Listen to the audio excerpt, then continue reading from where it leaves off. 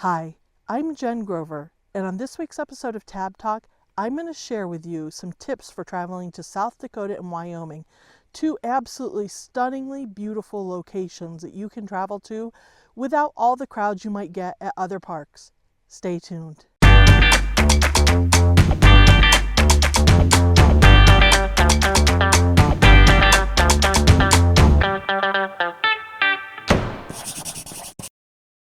Hi there. People ask me all the time to share tips about my routes, my planning, my campsites, so I've decided to devote a video to something really pragmatic. How I went about choosing where I'm staying, some tips I have for staying in these locations, and what you can expect when you visit. But before I jump into the content, I want to thank you for taking the time to watching. But before I jump into this week's content, let me take a second to say thanks for watching. And if you haven't already done it, I'd really appreciate it if you hit the subscribe button and also the thumbs up button if you like the content.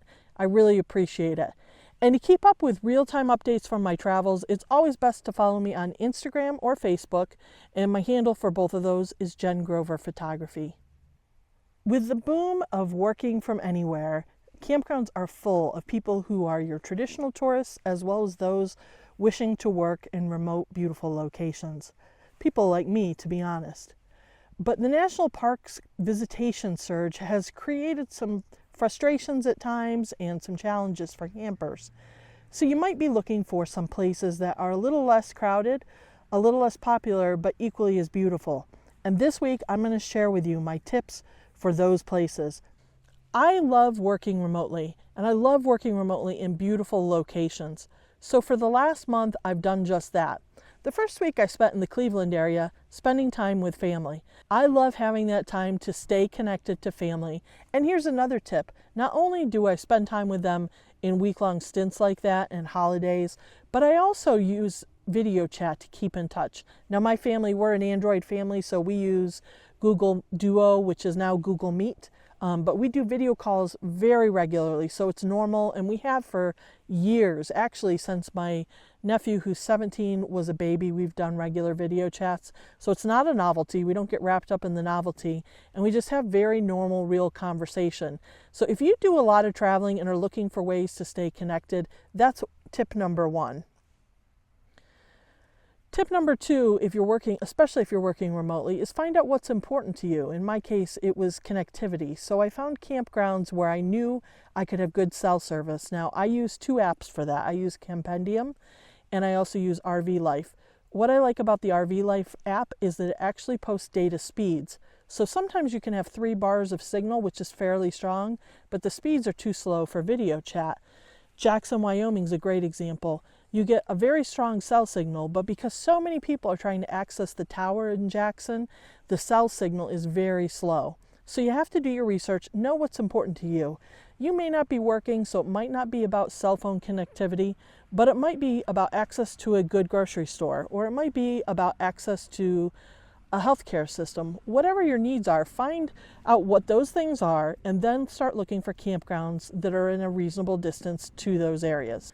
Once I decided that I wanted to work remotely, I tried to piggyback it to my vacation, and I was very grateful that it worked out so that I could. So I planned 2 weeks in South Dakota and a week in Wyoming.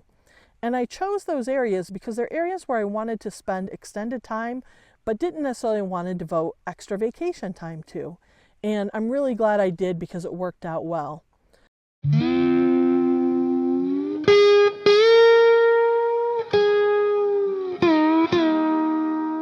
The first week was in the Badlands National Park, and the data speeds there were incredible. Fastest data speeds I've come across working remotely.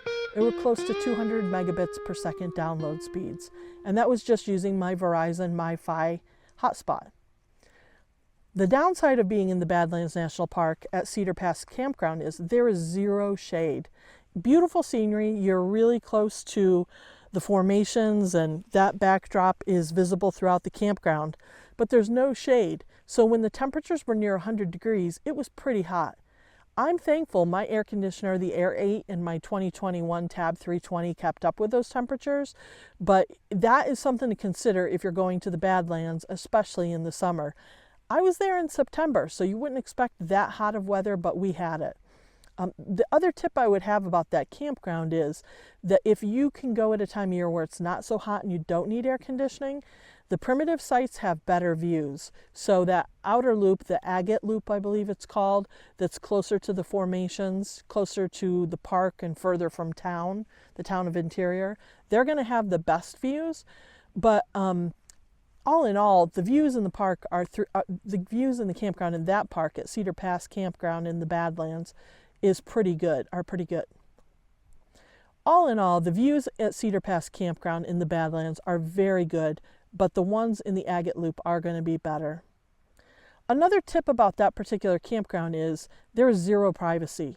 It's a little bit of an odd layout. I didn't mind it too much. Some people hate it, but you should know, go ahead and look at pictures before you go there, because the campsites aren't spaces where you have a little area like mine. You can see this is a pretty good sized campsite. They are pull-offs on asphalt. So they're asphalt driveways throughout the campground, and you just pull off to the side. And there's not a lot of room, to be honest. You're right on the road. So you couldn't put up a tent or you couldn't put up a canopy on the passenger side of your camper. You might be able to on the driver's side, but I had little wooden pole posts that sort of kept people from parking in the grass there, so it wouldn't be real convenient to put a tent there.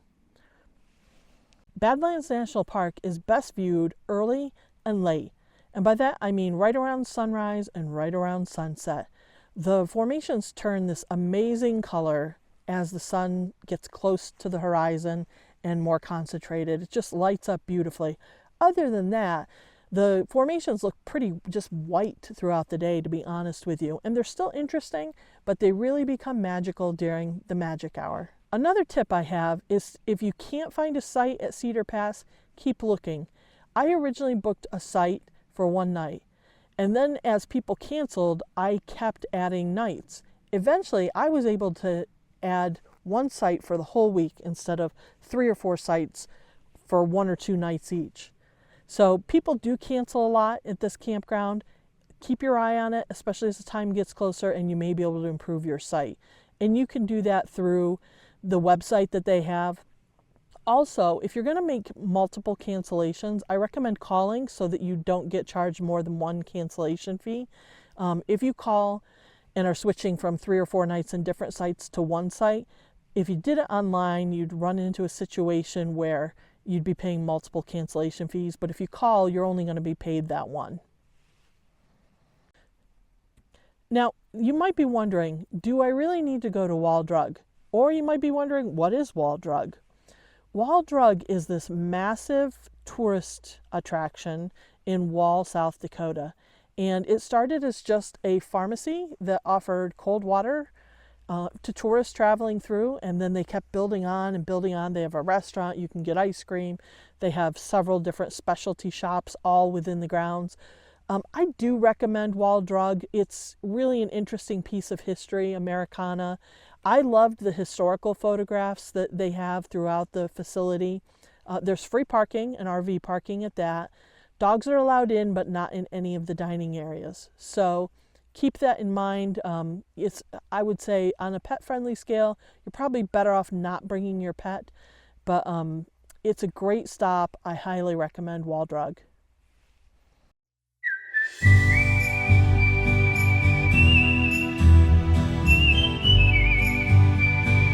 The Badlands, I traveled to Custer State Park. Now, neither the Badlands or Custer are exactly secrets, but they are less traveled than places like Rocky Mountain National Park, the Utah Big Five National Parks, or some of the national parks in Montana or California. So they are going to be less crowded. You will have more solitude if that's your thing.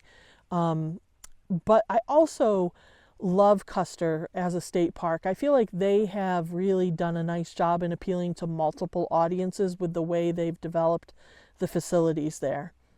They have such a great balance of the true park nature experience as well as some nicer developed areas. I know, like around Bluebell Campground, they have a chuck wagon dinner. If that's your type of thing, I think that's really nice. They have some general stores, they have lodges, they have a number of campgrounds, all in stellar condition. So Custer State Park is a great model for how a park could be run, in my view. Their wildlife loop is really an interesting drive. It's a little bit like being in Yellowstone because you have the massive bison herds. You also have wild burros, which I've not run into anywhere else. I saw a few collections of prairie dogs, both at the Badlands and at Custer. One thing, you should never approach a prairie dog. They are very cute, and I can see the temptation, but they are known to carry the plague, and there are signs about that in the Badlands. There are many campgrounds at Custer State Park. I have stayed at Legion Lake Campground before, and it was a very nice campground.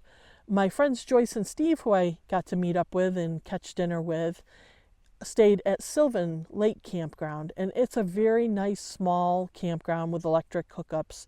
Legion Lake had electric as well. The difference between the two, Legion Lake was your typical straight back-in paved sites. Sylvan Lake was a little more rustic, and it felt a little more like you were in nature. So depending on your preference, there are a host of campgrounds in that park. Having seen it, Bluebell looked really interesting, and I'd like to check that out sometime. But I will say Bluebell is also far away from everything else, especially if you want to go to Custer or Crazy Horse or some of the other area attractions. It's a bit of a drive. It is close to the wildlife loop, however, so if your focus is solely wildlife, that could be a great stop for you. I chose this time a campground that was outside of the park. It was called Custer Crazy Horse Campground, and it's between the town of Custer and the Crazy Horse Memorial. It's actually very close to Custer, less than a mile, and less than 10 miles to Crazy Horse. So if you think you're going to be going to Crazy Horse and Mount Rushmore, Rapid City, that could be a really nice option. I chose it for the cell phone connection. The only campground within Custer State Park that has reliable cell phone signal is Legion Lake. So I couldn't get a campsite at Legion Lake. I chose Custer Crazy Horse, and I'm really glad that I did.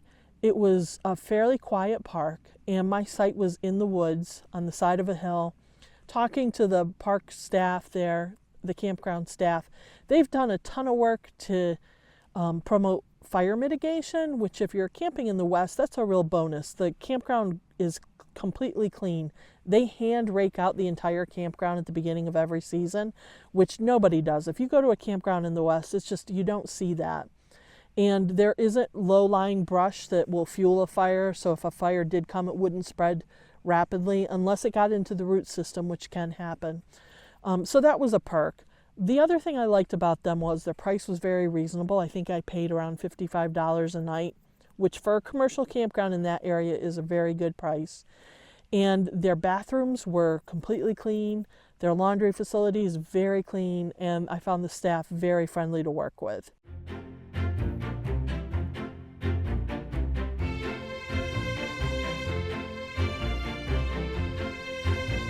Lastly, I chose to spend a week in Wyoming in the Wind River Range. Now, I've already sort of hinted at why I didn't go to the Tetons. The Tetons are beautiful, and I would love to have gone and boondocked there for the week.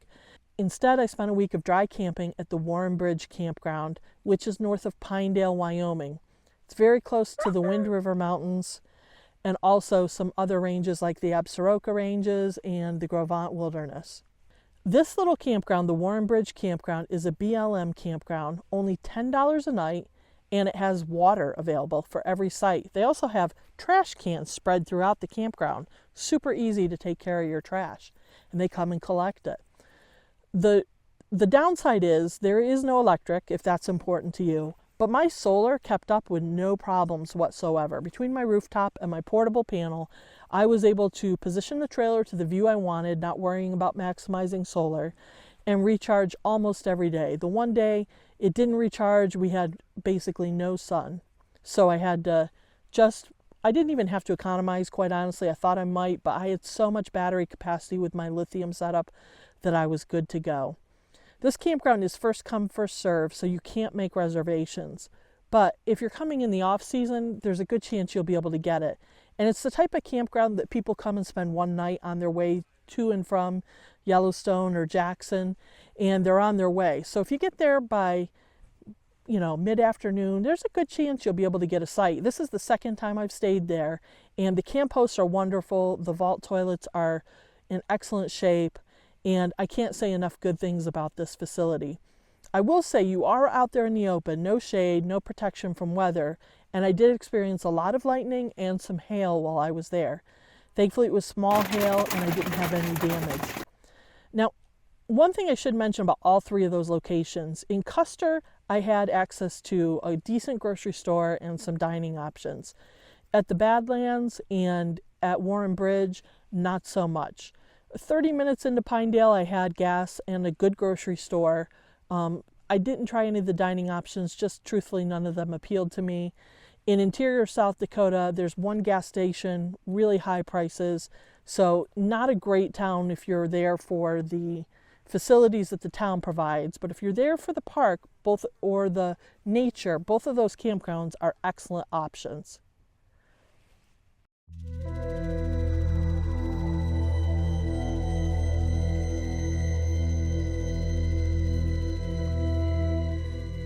Lastly, over the weekend, between Custer and between Warren Bridge, I spent one evening at Devil's Tower. Now, if Devil's Tower has been on your list, it's definitely worth a day and a night there. This is my second trip, and I went because I didn't get the shot I wanted on my first trip. So I went back, and both occasions I've stayed at the KOA there. The KOA there has a magnificent view of the tower. It's right there in front of you. And they're premium sites that are right in the sort of first row facing the monument with unobstructed views. And that's what I opted for. I splurged so that I could have that great view. I did visit my friends Joyce and Steve at their campsite at Devil's Tower at, I think it's pronounced Belforche Campground. And it was a lovely site as well. They had about as good of a view as you can get at that campground. So if you take a look at the campground map and even do a little Google Earth comparison or Google Maps satellite view comparison, you can figure out which of those sites are on the outer loop facing the monument. But I believe in any of those campsites, you're going to see the tower right in front of you. It's a great place to stop. I wouldn't recommend more than a day and a night. You could probably, if you're a hiker, you can walk around the base of the monument. There's also a longer hike that takes you out into the countryside a bit more. There is some wildlife there. There are prairie dogs. I actually heard outside of my camper at my tab at the KOA some type of sound. I'm not sure if it was a fox or some type of wild cat, but it had a feline type of screeching sound as it engaged in some type of fighting right outside my window. As a matter of fact, it was so vivid that I thought it was coming through my Bluetooth speaker. And then when I realized it wasn't, I realized it was outside. It was too late for me to get up and look. And honestly, it was too dark. I probably wouldn't have seen anything. But it's a great KOA. They run it very well. The facilities are clean. There's a cafe there. There's a store. So any of those type of things that you might need are there. I like to do laundry there. It has really nice laundry facilities. So the KOA is a good stop. The Primitive Campground, no hookups at the National Monument, also a great campground. Those are both great options, but you don't need more than one night. One of the reasons I chose South Dakota and Wyoming is because neither state has a state income tax. So there are no tax implications for me working in those states. I was thrilled to be able to spend that time in South Dakota and Wyoming, and no doubt I'll be back and exploring other areas in those states. But Custer, the Badlands, and the Wind River Range are great places to start. Just find out what's going to match your needs while you're camping. The campgrounds that are in the parks like Custer and the Badlands, those campsites do go quicker than other areas around the parks. But I didn't book my sites till late in the summer and had no problem getting sites. Like I mentioned, I did have to check back with the Badlands for cancellations, but at Custer, at Crazy Horse Custer Campground, no problems whatsoever, and there were a lot of open sites in September. I love traveling in September. There is some risk. You could always get snow. This year it's been hot. Right now I'm in Glacier National Park in Montana. And 3 years ago when I came through here at this time of year, we had 5 feet of snow on the ground. And as you can see now, blue skies, no snow. It's in the 70s and a little too warm for me actually. And So you never know what you're going to get. So if you're willing to be flexible and take a little risk with weather and have to retool if it doesn't meet your needs, you can. But I love traveling in this part of the country in the fall. Just the crowds are less, the weather's beautiful, and the foliage and the scenery is wonderful. Do you have any favorite spots in South Dakota and Wyoming that you'd like to share? Where should I go check out next and try to work remotely? I'm open to suggestions and love these two states and plan to come back. So be sure to put your suggestions in the description below the video for me and for other people so that we can all share this information. I hope this video was helpful for you. If it was, be sure to hit the thumbs up button, and I'll see you next time. Thanks for watching.